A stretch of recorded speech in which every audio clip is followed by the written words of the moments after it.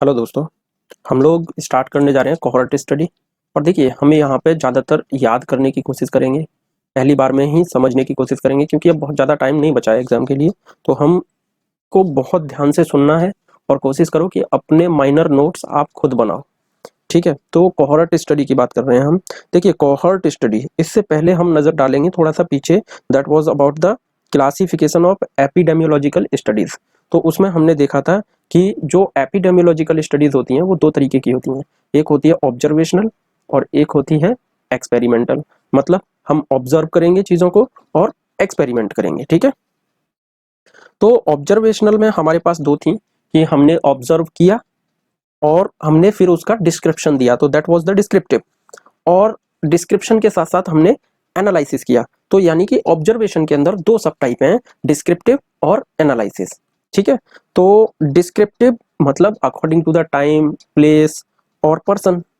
और अगर मैं बात करूं एनालिसिस की, तो एनालिसिस कोहॉर्ट स्टडी, इसके अंदर आती है कोहॉर्ट स्टडी। ठीक है, जिसे हम फॉरवर्ड स्टडी भी बोलते हैं। अभी मैं आपको बताऊंगा कि हम इसको फॉरवर्ड स्टडी क्यों बोलते हैं। ठीक है, case control study, cross sectional study और इकोलॉजिकल स्टडी, ये सारी स्टडीज आपको देखने को मिलती हैं कहाँ? एनालिटिकल स्टडी के अंदर, जो कि सब टाइप है ऑब्जर्वेशनल का।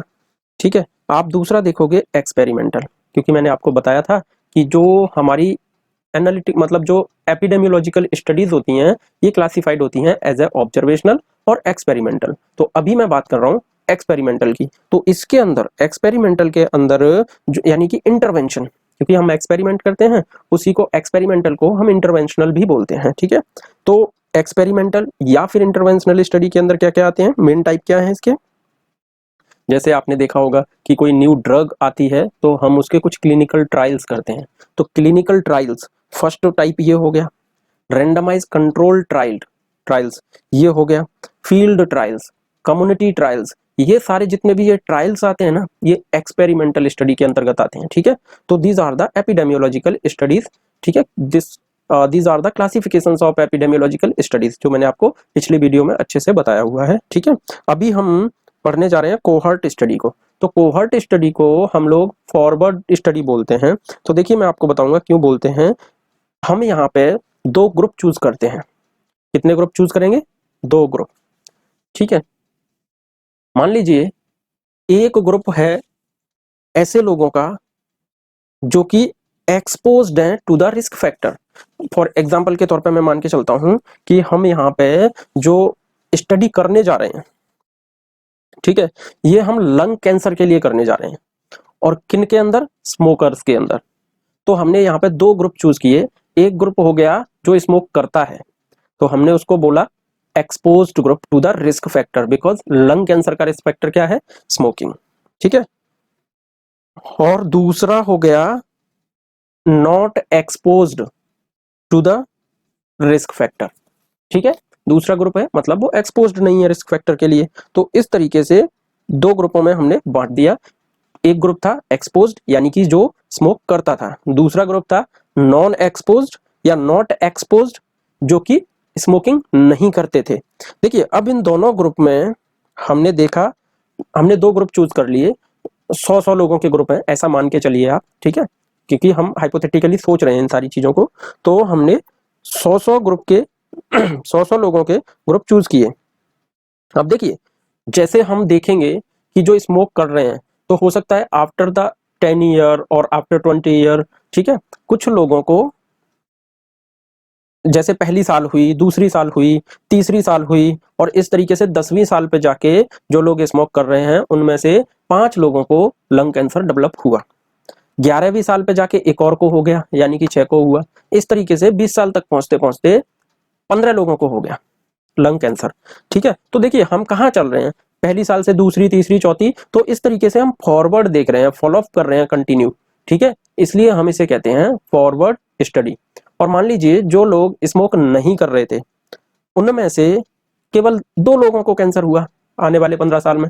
ठीक है, तो इस तरीके से एक्सपोज्ड ग्रुप के अंदर 2 ग्रुप बनते जाएंगे धीरे धीरे, कि एक डिजीज्ड और एक नॉट डिजीज्ड। ठीक है, कुछ लोगों को डिजीज होगी, कुछ को नहीं होगी। ठीक है, इस तरीके से दोनों होंगे। अब देखिए, हमने इसको फॉरवर्ड लुकिंग स्टडी कहा, बिकॉज हम first year, second year, third year, ऐसे लगातार साल बाई साल फॉलोअप ले रहे हैं। इसलिए ये कौन सी स्टडी हो गई? फॉरवर्ड लुकिंग स्टडी, या आप कहो कोहॉर्ट स्टडी, ठीक है, या फिर फॉरवर्ड लुकिंग स्टडी। इसके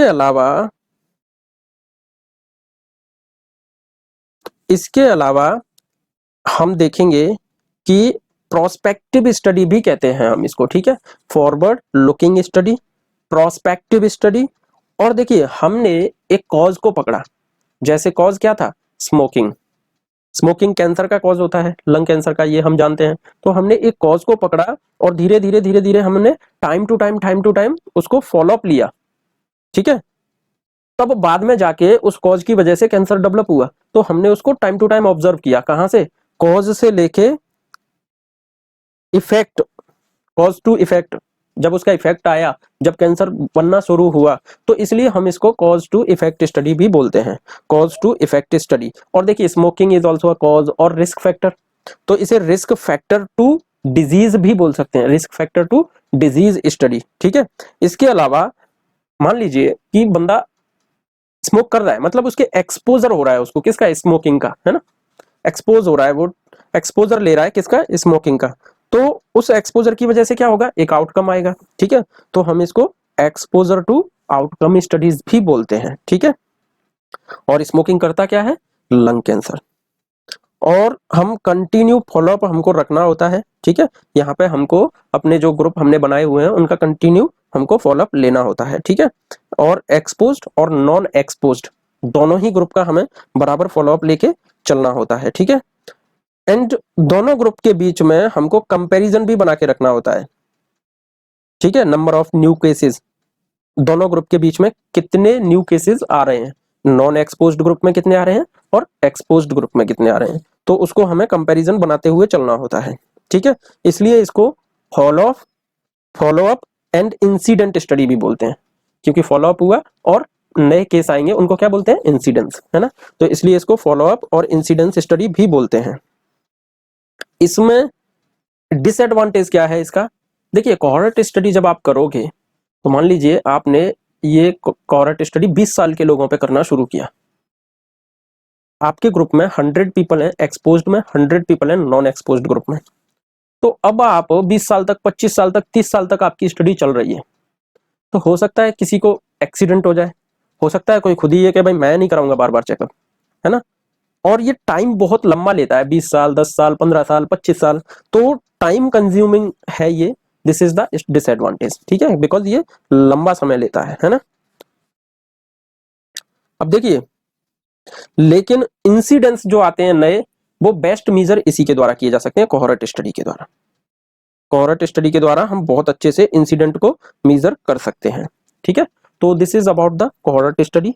और आपका एफएमजी जून 2018 में क्वेश्चन भी आया था कि इंसिडेंस बेस्ट आप किससे मेजर कर सकते हो, तो वो आप कर सकते हो कोहॉर्ट स्टडी से, because it is a study of expose to incident, ठीक है। मैंने आपको बताया था एक्सपोज टू इंसिडेंट, तो ये कोहॉर्ट स्टडी हो गई। क्लियर?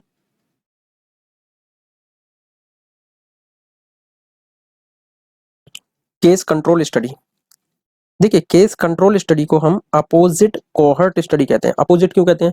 जैसे केस कोहॉर्ट स्टडी जो थी वो फॉरवर्ड डायरेक्शन में चल रही थी, ठीक है, this is opposite to the cohort study, तो ये बैकवर्ड डायरेक्शन में चलेगी। कैसे चलेगी? बैकवर्ड डायरेक्शन में, ठीक है। यहाँ पे हम लोग सबसे पहले उस दो ग्रुप बनाते हैं, सेम टू सेम चलता है, दो ग्रुप बनाते हैं, ठीक है। यहाँ पे दो ग्रुप कैसे होंगे कि एक ग्रुप तो वो होगा जिन लोगों को डिजीज है, दूसरा ग्रुप होगा जिन लोगों को डिजीज नहीं है, ठीक है। तो इस तरीके से दो ग्रुप होंगे। चलिए हम मान लेते हैं कि एक ग्रुप है जिसको लंग कैंसर है 100 पीपल, और एक ग्रुप है जिसको लंग कैंसर नहीं है 100 people, but they are smoking और नॉट स्मोकिंग, इस चीज पे हम देखेंगे। तो बात यह है कि पहले हम उसको देखते हैं जिस ग्रुप को डिजीज है। डिजीज वाले लोगों के पास हम वन बाय वन उनको पूछेंगे कि क्या आपने पहले स्मोक किया, कितने टाइम से आपने स्मोक किया है, कितने टाइम तक स्मोक किया है, ये चीजें पूछेंगे। मान लीजिए कुछ लोग उसमें से कहते हैं कि मैं 15 साल से स्मोक कर रहा हूं, उसमें से 70% लोग कहते हैं कि मैं 15 साल से और 20 साल से स्मोक कर रहा हूं, तो और 30% लोग कहते हैं कि हमने स्मोक नहीं की, और 5-10% लोग कहते हैं कि हमने, उस 30% में से 5-10% लोग ये कहते हैं कि हमने 2-4 साल ही स्मोक किया है। ठीक है, तो हमारे पास दो ग्रुप आ गए कि भाई एक तो वो जिसने डिजीज हुई है बट एक्सपोजर लिया था, रिस्क फैक्टर अवेलेबल था, दूसरा वो है risk factor not available but disease फिर भी है। ठीक है, तो ऐसे ही जिनको डिजीज नहीं हुई है, तो कुछ लोग उसमें ऐसे भी थे जो 20 साल से स्मोकिंग कर रहे हैं बट उनको लंग कैंसर नहीं हुआ, और कुछ लोग ऐसे थे जो नहीं कर रहे हैं लेकिन उनको हो गया। ठीक है, तो इस तरीके से हम दो ग्रुप को, तो अब हमने यहाँ पे disease to risk factor study की ना, क्योंकि हम एक हॉस्पिटल में पहुंचे, वहां हमने पेशेंट को देखा कि इनको ये डिजीज है। ठीक है, और उनको हमने पूछा रिस्क फैक्टर के बारे में, तो हमने इसको क्या कहा, अपोजिट टू कोहॉर्ट, क्योंकि वहां पे हम रिस्क फैक्टर पहले देख रहे थे और फिर उसको ऑब्जर्व कर रहे थे पूरा, तो वो रिस्क फैक्टर टू डिजीज था कोहॉर्ट, लेकिन केस कंट्रोल क्या है, disease to risk factor, opposite. ठीक है, तो इसलिए इसको कहते हैं अपोजिट टू कोहॉर्ट। ठीक है, this is study start from the disease to the risk factor. ठीक है, इसीलिए इसको रिट्रोस्पेक्टिव स्टडी बोलते हैं, बैकवर्ड लुकिंग स्टडी बोलते हैं, risk factor to disease study बोलते हैं। ठीक है, इफेक्ट टू कॉज स्टडी बोलते हैं, आउटकम टू एक्सपोजर बोल सकते हो, डिजीज टू रिस्क फैक्टर बोल सकते हो। ठीक है, तो ये अपोजिट टू द कोहॉर्ट। ठीक है, और दूसरा जो मेन नाम है वो है ट्रोहक। कैसे कहा हमने इसको कि कोहॉर्ट जो है ना, उसकी स्पेलिंग को अपोजिट उल्टा कर दिया, तो ट्रोहक स्टडी भी बोलते हैं इसको। ठीक है, तो इस तरीके से हम इसको नाम देते हैं। ठीक है, अब देखिए, जो कोहॉर्ट स्टडी है वो मिनिमम 2 ग्रुप में की जाती है, उसको आप एक ग्रुप में नहीं कर सकते, 2 ग्रुप रिक्वायर होते हैं उसके लिए। ठीक है, और तभी हम एक अच्छी कोहॉर्ट स्टडी कर सकते हैं। सेम केस कंट्रोल स्टडी में भी 2 ग्रुप की जरूरत होती है। ठीक है, उसमें एक होता है केस और एक होता है कंट्रोल। ठीक, और कोहॉर्ट स्टडी में एक ग्रुप होता है एक्सपोज्ड, दूसरा ग्रुप होता है नॉन एक्सपोज्ड। क्लियर? इसके बाद हम चलते हैं स्ट्रेंथ ऑफ एसोसिएशन देखते हैं, स्ट्रेंथ ऑफ एसोसिएशन। ठीक है, इसमें हम फोकस करेंगे रिलेटिव रिस्क के ऊपर। देखिए, रिलेटिव रिस्क अगर आपको निकालनी है तो इंसिडेंस इन एक्सपोज्ड और इंसिडेंस इन नॉन एक्सपोज्ड, इसको डिवाइड कर देना है। ठीक है, incidence in exposed divide by incidence in non exposed. ठीक है, तो इस तरीके से हमें इसको रिलेटिव रिस्क निकलती है कि एक तो इंसिडेंस उनके अंदर जो कभी रिस्क फैक्टर के कांटेक्ट में ही नहीं थे, ठीक है, और एक उनके अंदर जो कांटेक्ट में है, यानी कि इंसिडेंस इन एक्सपोज्ड जो रिस्क फैक्टर के कांटेक्ट में है, divided by incidence is non exposed, इससे क्या निकलेगा, रिलेटिव रिस्क। ठीक है, क्या निकलेगा, रिलेटिव रिस्क। तो this is the formula of relative risk. इसके बाद मान लीजिए रिलेटिव रिस्क निकलती है 8। ठीक है, 8 आया, 8। तो अब ये 8 क्या है, 8 है कि इसका मीनिंग है हमने जो इंसिडेंस और नॉन एक्सपोज्ड, एक्सपोज्ड और नॉन एक्सपोज्ड जो ग्रुप लिया था, मान लीजिए हमने लंग कैंसर के स्मोकर को लिया था। ठीक है, लंग कैंसर के लिए हमने स्टडी की, तो अब हमारा जो रिलेटिव रिस्क आया वो आया 8। तो यहां पे 8 क्या है, mean smoker have 8 time higher chance, 8 गुना ज्यादा चांस है किसके, लंग कैंसर के, in comparison to non smokers. तो ये रिलेटिव रिस्क जो निकलेगी ना, अगर ये 10 निकलती है तो 10 गुना ज्यादा चांस है नॉन एक्सपोज से एक्सपोज ग्रुप में डिजीज होने के। ठीक है, अगर 8 निकलता है तो 8 गुना ज्यादा चांस है। ठीक है, because it is the ratio, जैसे 8 निकला तो 8:1 रेशियो आया। ठीक है, तो ये होता है। तो relative risk is also called as a risk ratio. क्या कहते हैं इसको, रिस्क रेशियो। चाहे तो रिलेटिव रिस्क बोल दो आप या रिस्क रेशियो बोल दो। ठीक है, अब देखिए, रिलेटिव रिस्क और रिस्क रेशियो बोला किसके बीच में, बिटवीन द एक्सपोज्ड और नॉन एक्सपोज्ड ग्रुप के बीच में। ठीक है, इसके बाद एक और वर्ड है जो है एट्रीब्यूट रिस्क। और देखिए, एट्रीब्यूट रिस्क को कई तरीके से लोग बोलते हैं, एट्रीब्यूट रिस्क बोलते हैं, कई बार एक्सेस रिस्क बोलते हैं, कई बार एब्सोल्यूट रिस्क बोलते हैं। ठीक है, और कई बार रिस्क डिफरेंस बोलते हैं। These all are the synonyms of the, किसके सिनोनिम है, एट्रीब्यूटेबल रिस्क के। ठीक है, एट्रीब्यूट रिस्क के। तो अब एट्रीब्यूट रिस्क अगर आपको निकालना है तो आप कैसे निकालोगे, तो इंसिडेंस इन एक्सपोज्ड, ठीक है, incidence in exposed minus incidence in non exposed, divided by incidence in exposed multiply 100 into 100। ठीक है, तो ये जो फॉर्मूला है ये एट्रीब्यूट रिस्क का है। किसका है? एट्रीब्यूट रिस्क का। ठीक है, क्या है? एक्सपोज्ड इंसिडेंस है, उनको माइनस कर देंगे नॉन एक्सपोज्ड इंसिडेंस में से। ठीक है, और डिवाइड कर देंगे एक्सपोज्ड इंसिडेंस से इंटू 100। ठीक है, तो मान लीजिए यहाँ पे 80%, 88%, 90% कोई भी एक वैल्यू आती है, तो 80% वैल्यू आया तो it is example of attributable risk. मतलब एट्रीब्यूटेबल रिस्क कितनी है? 80%। ठीक है, इसका मतलब क्या है कि 80% लोग जो पीपल है of lung cancer is attributed to smoke. 80% लोग वो स्मोक के साथ में उनका रिलेशन था, एट्रीब्यूट टू स्मोक। ठीक है, जो भी रिस्क आता है। अगर आपको कोई पूछता है, मान लीजिए सिंपली एग्जामिनर ने क्वेश्चन लिख के दे दिया कि हमने 100 ग्रुप लिए, 100 पीपल लिए एक ग्रुप में और दूसरे ग्रुप में भी 100 पीपल लिए। ठीक है, तो जो एक्सपोज्ड ग्रुप था उसमें इंसिडेंस है 100 में से 10 और जो नॉन एक्सपोज्ड था उसमें 100 में से 5। तो दोनों को, अब इसमें हमें ये बताओ आप कि कितने परसेंट लोग स्मोकिंग करते हैं, मतलब उसके साथ एट्रीब्यूट थे। तो कैसे निकालोगे कि भाई इंसिडेंस कितने हैं? टोटल 10। इंसिडेंस कितने हैं? 10। नॉन इंसिडेंस कितने हैं? 5। और 5 डिवाइड बाई 10, इंसिडेंस से उसे डिवाइड कर देना है। जो भी निकलेगा वो आपका एट्रीब्यूटेबल रिस्क हो गया, एट्रीब्यूट रिस्क हो गया। ठीक है, तो एट्रीब्यूट रिस्क का मतलब क्या है? एट्रीब्यूट रिस्क का मतलब है कि जितने परसेंट एट्रीब्यूट निकलता है, जैसे मान लीजिए 80% निकला, 70% निकला, तो ये लोगों का रिलेशन था, they are directly attributed to the risk factor. ठीक है, ये है मतलब। नेक्स्ट आता है population attributable risk. Population attributable risk में हम क्या करते हैं? टोटल इंसिडेंस को माइनस करते हैं incidence in non exposed. Total incidence को माइनस करेंगे किसमें से? Incidence in non exposed divided by total incidence into 100। अब यहां पे जो भी वैल्यू आती है, सपोज दैट 70% आई, तो इसका मतलब क्या है? 70% मतलब पॉपुलेशन एट्रीब्यूटेबल रिस्क जो आई है वो 70% है। तो वो 70% का मतलब क्या है? It mean if smoking is a risk factor is modified or eliminated, then there will be annual reduction in the new lung cancer every year should be 70%। यानी कि जो टोटल पॉपुलेशन एट्रीब्यूटेबल रिस्क आती है, इसका मतलब ये है कि अगर आप मान लो 70% attributable population attributable risk I, तो 70, इसका मतलब क्या है कि अगर आप रिस्क फैक्टर को हटा देते हो तो 70% तक रिडक्शन हो जाएगा डिजीज में पर ईयर। ये इस तरीके से वैल्यू निकलती है। ठीक है, इसके बाद आता है इंटरप्रिटेशन ऑफ आर आर। ठीक है, और O R and O R. तो देखिए, अगर मान लीजिए कि जो इंटरप्रिटेशन है रिलेटिव रिस्क आर आर और ओ आर, ठीक है, तो जो आपकी आर आर और ओ आर इसकी वैल्यू दी होती है, आप इसको रिलेटिव रिस्क मान के चलिए।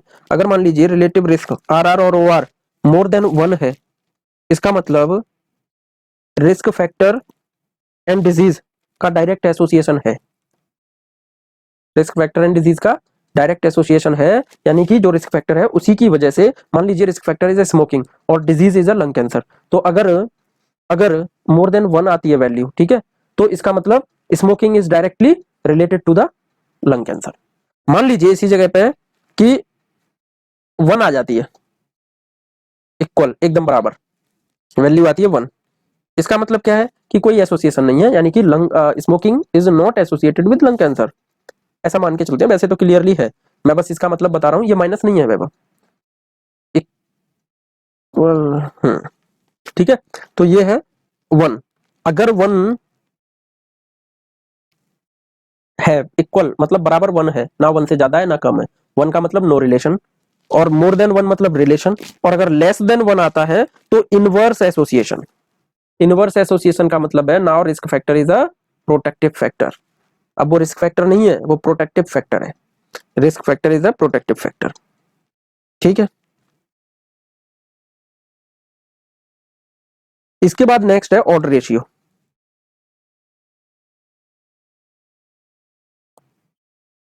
तो देखिए ऑर्डर रेशियो हम एक 4 बॉक्स बनाते हैं, ठीक है, उसमें हम एक तरफ लिखते हैं रिस्क और दूसरी तरफ फैक्टर।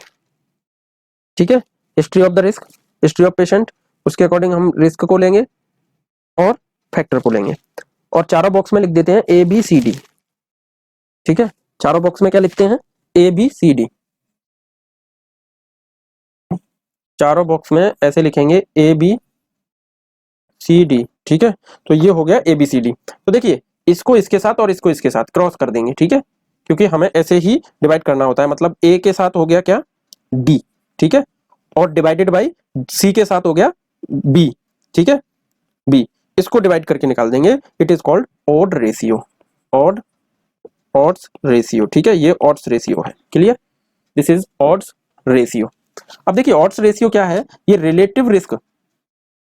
हमने ऊपर देखा था कि अगर रिलेटिव रिस्क और ऑड्स रेशियो की वैल्यू मोर देन 1 आती है तो क्या होगा,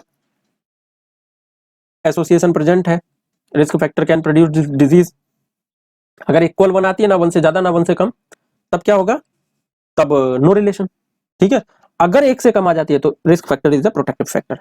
ऐसे ही ऑड्स रेशियो जो है, relative risk is more accurate then the odds ratio. ठीक है, रिस्क फैक्टर जो है वो, रिलेटिव रिस्क जो है वो ज्यादा एक्यूरेट होता है in comparison to odds ratio. ठीक है, क्योंकि उसके अंदर आपको रिकॉल ब्यास नहीं मिलेंगे। ठीक है, ऑड्स रेशियो के अंदर रिकॉल ब्यास कैन अकर, इसलिए ऑड्स रेशियो गलत हो सकता है। ठीक है, तो हम लोग क्या याद रखेंगे कि रिलेटिव रिस्क जो होती है वो ज्यादा एक्यूरेट आती है in comparison to odds ratio. Odds ratio क्यों इतना ज्यादा बेटर नहीं होता, due to the recall bias. ठीक है, due to the recall bias, और इसीलिए जो रिलेटिव रिस्क है ये मोस्ट एक्यूरेट है, ऑल्सो मोस्ट एक्यूरेट। और इसकी जो मीजरिंग स्ट्रेंथ होती है, मेजरमेंट की जो स्ट्रेंथ होती है of the association in cohort study, most easy to calculate. ठीक है, कैलकुलेट करने के लिए आसान होती है, इसलिए ये कोहॉर्ट स्टडी में यूज की जाती है। ठीक है, और रिलेटिव रिस्क है उसको एक क्लिनिशियन यूज करता है, और जबकि एट्रीब्यूटेबल जो रिस्क है वो एपिडेमियोलॉजिस्ट यूज करता है। ठीक है, और इसके अलावा पब्लिक हेल्थ, ये जो